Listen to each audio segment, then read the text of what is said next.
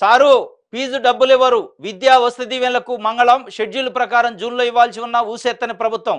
విద్యా దీవెన కింద సుమారు 708 కోట్ల రూపాయలు ఫీజులు చెల్లించుకుంటే సర్టిఫికెట్లు ఇవ్వమంటున్న కాలేజీలు.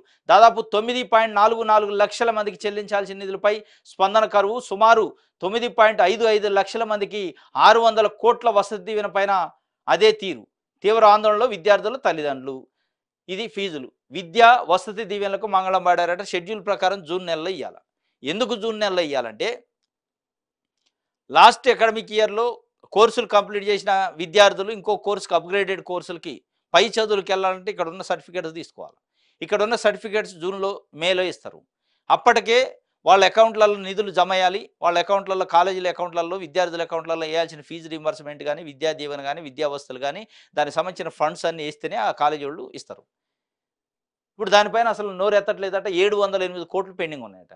ఇంకొక 600 కోట్లు, మొత్తం 1300 కోట్ల రూపాయలు పెండింగ్ ఉన్నాయి. ఆ 1300 కోట్ల రూపాయలు విద్యకు సంబంధించింది, విద్యార్థుల భవిష్యత్తుకు సంబంధించింది. దానిపైన మాట్లాడితే శ్వేతపత్రం, మాట్లాడితే జగన్మోహన్ రెడ్డి చేసిండు అది చేసిండు అంటున్నారు కదా.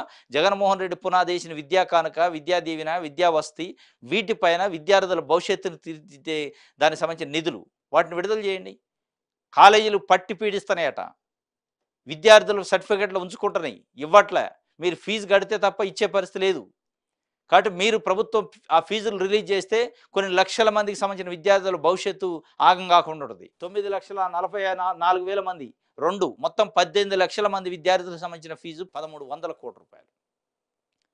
దాన్ని రిలీజ్ చేసే మాట్లాడండి. ఈ శ్వేతపత్రాలతో ప్రజల కడుపు నిండదు. మిమ్మల్ని గెలిపించింది వీటి కోసం కాదు. మిమ్మల్ని గెలిపించింది రాబోయే 5 సంవత్సరాల్లో ఏం పని చేస్తారు అనేది చెప్పడం కోసం. గడిచిన 5 సంవత్సరాల్లో ఏం జరిగింది చెప్పడం కోసం కాదు. గడిచిన 5 సంవత్సరాల్లో ఏం జరిగింది అనేది ప్రజలకు తెలుసు. ఏం జరిగిందని మీరు గతంలో 5 ఏళ్ళు చెప్పారు, మళ్ళీ అదే పాట పాడితే సుఖం లేదు. కాబట్టి ఆ ఫీజులు ఏదో చెల్లిస్తే పిల్లల భవిష్యత్తు ఆగం కాకుండా ఉంటుంది.